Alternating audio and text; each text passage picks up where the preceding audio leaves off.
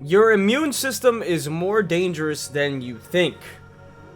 New video dropped today, like a few hours ago. So, I had to watch it. It piqued my attention. We all know what an immune system is. And, well, let's find out why it's more dangerous than we think. With some cool visuals, of course, in a nutshell. Congrats on the 20 million, as I said in the last one. Because I'm reacting back to back. And yes, it's my first time watching them. I don't watch these without making a reaction to them. I don't know why. I just do. I don't really have to make a reaction, but I do. So let's go. There's this idea floating around that what doesn't kill you makes you stronger, that surviving a disease leaves you better off. And it seems to make sense because we've all experienced this. Right. When you go through They hardship, do say that. often you come out more resilient, more ready to face a difficult situation in the future. But it turns out that sometimes what doesn't kill you makes you weaker. So what happens when you get sick? Let's find out. Let's find out. Shall we? What does happen when we get sick? The machinery of war. Think of yourself as a large country with a sizable army to defend it.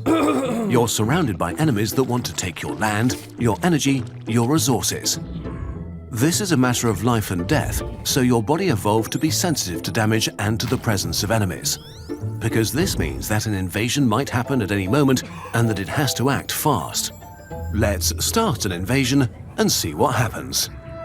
The moment your cells notice that something is off, they release an onslaught of signal proteins called cytokines. They're like air raid sirens that activate all sorts of immune cells that then themselves release many more cytokines, amplifying the alarm. Soon, you're flooded. This is that nuclear alarm sound, right? That would come if you're like, a nuclear bomb is headed your way from North Korea type shit. So that's what that is, right? And then soon you have the news broadcasting shit going on the TV. We're sorry we interrupt this programming with a message from the White House, some shit like that, right? Signals that trigger precautions and countermeasures. Mobilization is underway. Okay, your brain activates sickness behavior and reorganizes your body's priorities to defense. The first thing you notice is that your energy level drops and you get sleepy. You feel apathetic, often anxious or down, and you lose your appetite. Your sensitivity to pain is heightened and you seek out rest. All of this serves to save your energy and reroute it into your immune response. You become a country under attack, switching into a war economy, because properly activating your immune system is intensely disruptive and draining.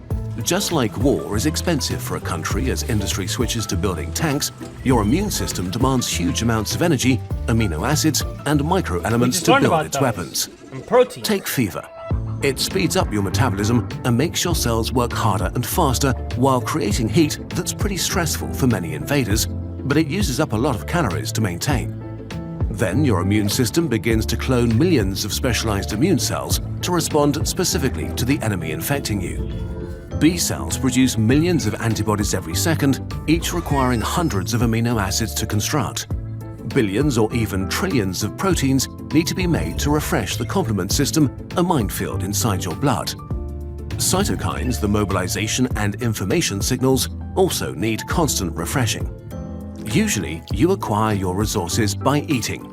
But when you're sick, your body slows down your digestion because it needs a lot of energy you can't spare. So it reaches for the easiest source of amino acids and starts breaking down your muscles. All that muscle that you worked so hard for is sacrificed to keep you alive. Oh no! If you're young and... Bro, gym heads would be so upset to get fucking sick, man. They would be so upset. Like, they would be fuming if they got sick. A lot of people have had that happen. I remember watching this video that still sticks with me. Of a dude who was, like, really big. But, like, he got sick, right, for, like, just, like, a month or something, right? He got sick with something. I don't know what it was. But he got sick. And in that month, the motherfucker comes back. And he just looks like he had been, like, starving himself that whole entire month. Like, he hadn't eaten a thing for a month. My bro came back, he was, like, 50 pounds lighter. Like, of muscle, just lost. Like, you would see him, before going crazy on this, like, chest machine. And then, motherfucker was, like, struggling. He was like, he's, like, skinny. He gotta look like me. I was like, what? What's going on Healthy there? and fit, you'll make up for that quickly And once it's you're like, better. oh, there you go. But if you're old or very young, weak, or suffer from chronic illness, this may be way too draining. Your body is literally consuming itself to keep the defense going. If your whole system is already strained, when you get sick, just keeping your immune responses going can overwhelm your capacities. Your immune system is a jerk. Our enemies too. What? Your immune system is as dangerous to you as it is to enemies. There's a very fragile balance between the damage caused by an infection and the collateral damage caused by immune cells. One of your first responders are neutrophils. Imagine crazy aggressive chimps with machine guns. If a neutrophil encounters enemies, it showers them with chemicals that cut them open, but can also damage civilian cells, especially if the patient is already compromised, for example by smoking. On top of that, the microorganisms that invade you often release chemicals and toxins that can cause significant damage and cell death. So a serious infection often causes many tiny wounds, literally holes in your organs. As you can imagine, it's not great to have holes and wounds in your organs, and your body rushes to close them. Your neutrophils and macrophages help by releasing chemicals that signal the body to start repairs, and most of the damage is quickly filled up with regrowing cells. But others are filled with collagen, a sort of fixal organic cement that gives your gooey tissue structural integrity. You've seen the result on your skin as scars. A scar is different from the original tissue. It has no functioning cells in it, it's like a sloppily applied cement patch. It can't do what the original tissue was doing. A scar on your heart makes it beat a tiny bit weaker. A scar on the lungs no longer captures oxygen. A scar on your liver makes it a worse filter. And so as you go through life and survive serious disease after serious disease, the functionality of your organs may decrease. The damage is usually small enough not to affect your quality of life, but can be permanent. Okay, this sounds depressing, but there is actually something you can do to avoid a lot of this damage and train your immune system. The best way to train your immune system. What's the best way? Your immune system is unique. Everyone has a slightly different immune system that's stronger against some enemies and weaker against others, which makes evolution No, don't make that old man sad. sense, as this protects our species from being wiped out by a single infection. Collectively, the immune system of the human species is a spectrum. Most people respond well enough to an infection, a few are super responders, and a few don't respond well and die. Some people survive the Black Death, are more resistant to HIV or coronavirus, or even resistant against Ebola. Others are killed easily by the flu, or are highly vulnerable to certain bacterial infections. Where you are on this spectrum is impossible to predict, and you also respond differently to every possible infection. This is why seemingly very healthy young people died from COVID, while for some elderly people, it was more like a mild flu. The idea that you can weather all sorts of diseases if you never get a cold is wrong. You never know what your immune system is good at until it's tested. Damn. Getting sick is a gamble in life's casino with your health on the line. Always. But So they're recommending try not to get too sick, cause look, a lot of people do go around with that kind of ignorance. I know a few. You know, they're like, oh, COVID, that barely hit me. My immune system must just be strong. My immune system is, fuck COVID. COVID ain't real. That's like a flu. That's like a cold. It ain't nothing, right? That's what they were saying. And it just seems so dumb when you think about it.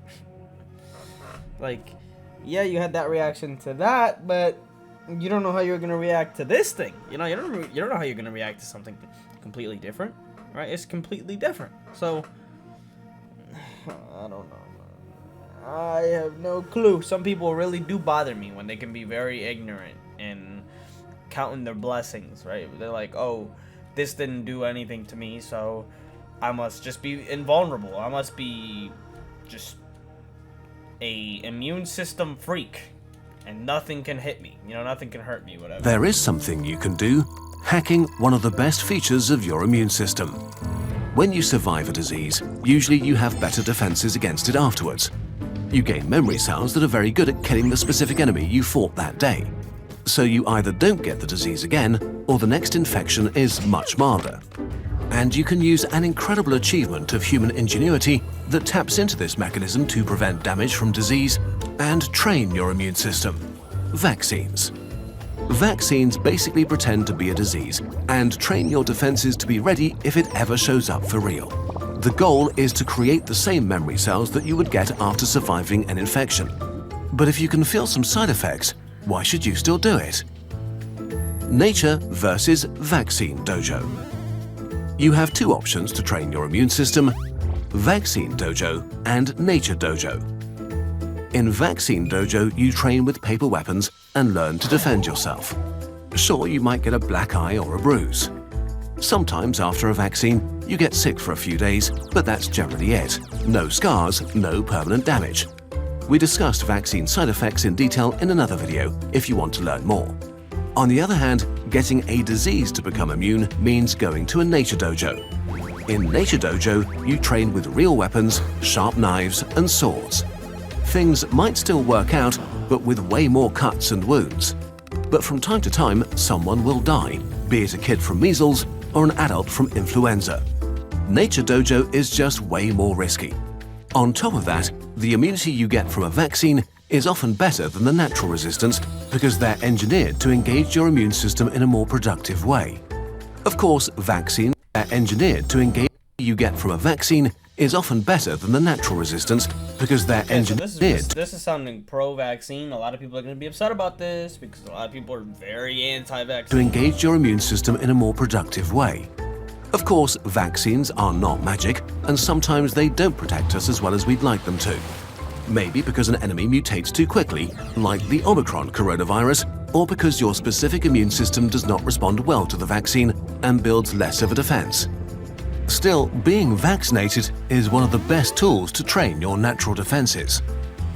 In the end, if we look at the stunning progress humanity has made in the last century, eventually we may overcome disease for good. But until then, we can do our best to take care of ourselves and others. Your body and your older self will be grateful to you.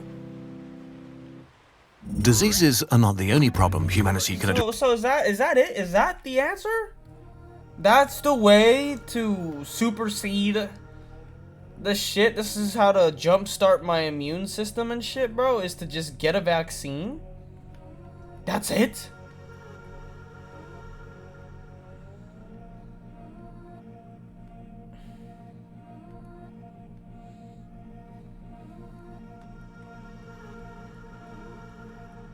Best way to train your immune system: vaccines.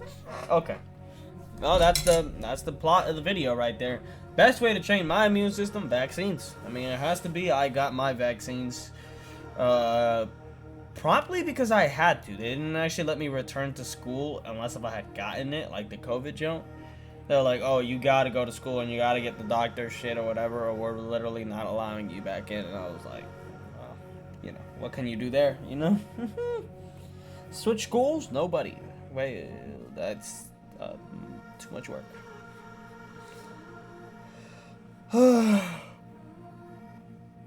Hopefully you guys enjoyed the video. Let me know what you guys think. Let me know what you guys want me to react to next. Appreciate you guys, whoever stuck through all the way to the end. I appreciate you watching this, and I hope you have a great day. Okay, time to end the video.